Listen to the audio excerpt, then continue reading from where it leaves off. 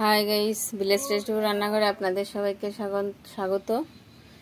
আজকে দেখুন আমি চলে এসেছি শাক নিয়ে। আজকে আমি আপনাদের এই সিম্পল শাকের ঘন্ট তৈরি করে দেখাবো।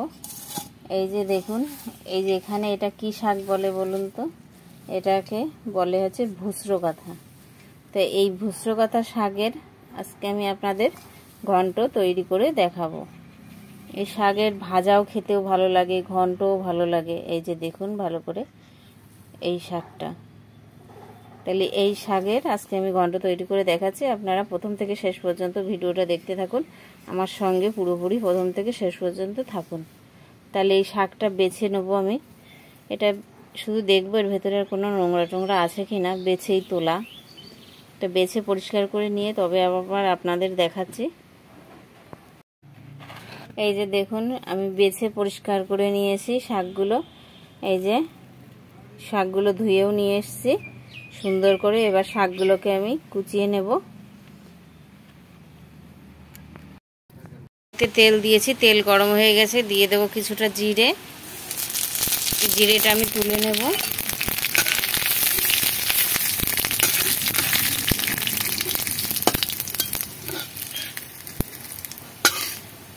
এই ভাজা জিরেটা আমি তুলে নেব। দিয়ে দেবো দুটো শুকনো লঙ্কা ফোড়ন, দিয়ে দেবো কটা রসুন,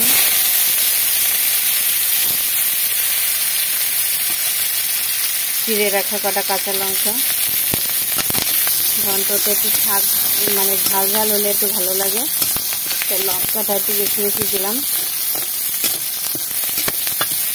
আপনাদের যে যেরকম খাবে সে সেরকম দেবে, লঙ্কা যদি কম খায় কম দেবে।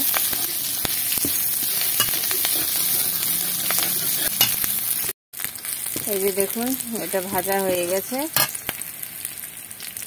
এবার দিয়ে দেবো শাকগুলো, কুচিয়ে রাখা শাকগুলো দিয়ে দিচ্ছি।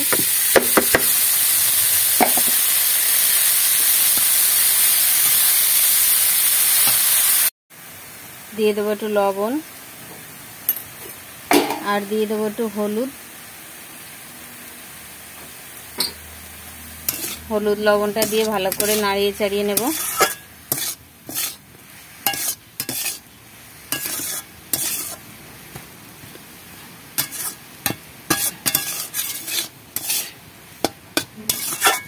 এবার শাকটাকে আমি একটু ঢাকা দিয়ে দেব। এটা একটু জল দিয়ে দেবো সামান্য একটু পাশ দিয়ে।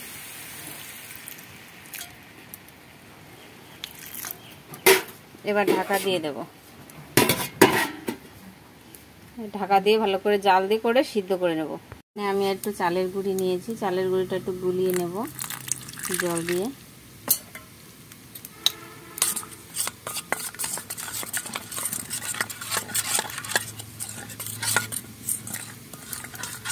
এখানে ময়দাও ব্যবহার করা যায়। ময়দার থেকে কি চালের গুঁড়িটা একটু দিলে ভালো হয়। আটা ময়দা দুটোই দেওয়া যায়, তো চালের গুঁড়িটাই সব থেকে ভালো হয় ঘন্টটা। ময়দাটা গুলিয়ে নেওয়া হয়ে গেছে। এই যে দেখুন ঘন্টটা আর একটু ভাজা ভাজা হবে, আর একটু ভাজা ভাজা করে তবে চালের গুঁড়িটা দেব। এই যে দেখুন ঘন্টটা কিন্তু ভাজা ভাজা হয়ে গেছে। এবার এখানে আমি চালের গুঁড়িটা দিয়ে দেব। যখন এই শাকটা ভালো করে ভাজা ভাজা করা হয়ে যাবে তখন ওই গুলিয়ে রাখা চালের গুঁড়িটা দিয়ে দিতে হবে। দিয়ে এবার নাড়িয়ে দেব।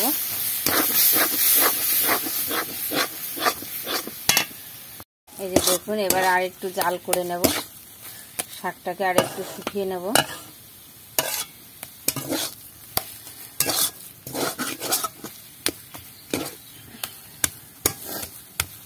আর একটু শুকনো করে নেব।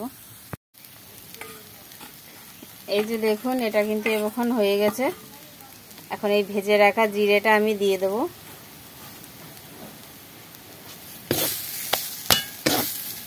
এই জিরেটা দিয়ে এবার আমি নামিয়ে নেব।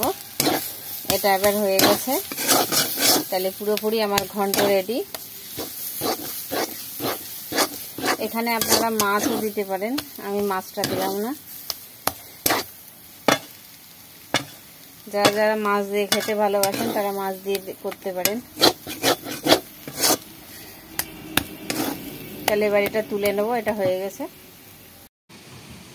তাহলে এই যে দেখুন পুরোপুরি তৈরি হয়ে গেছে শাকের ঘন্ট। তাহলে আপনারা তো দেখতেই পেলেন খুবই অল্প সময়ের মধ্যে এই ঘন্টটা তৈরি করা যায়, একেবারে সিম্পল পদ্ধতিতে, বেশি উপকরণ এখানে লাগবে না। তাহলে আমার এই ঘন্ট রেসিপিটা আপনাদের কাছে কেমন হলো অবশ্যই লাইক কমেন্ট করে জানাতে ভুলবেন না। আর যে আমার চ্যানেলে নতুন সেই বন্ধুর কাছে অনুরোধ যে আমার চ্যানেলটিকে সাবস্ক্রাইব করার জন্যে। আর ভিডিওটা ভালো লাগলে বেশি বেশি করে শেয়ার করবেন, আর কমেন্টে জানাতে ভুলবেন না, একটা লাইক দিতেও ভুলবেন না। তাহলে আজকের মতন এখানে, ভালো থাকবেন, সুস্থ থাকবেন। ফিরে আসছি অন্য কোনো রেসিপির সাথে। বাই। আর এটা গরম ভাতের সাথে খেতে কিন্তু দুর্দান্ত লাগে।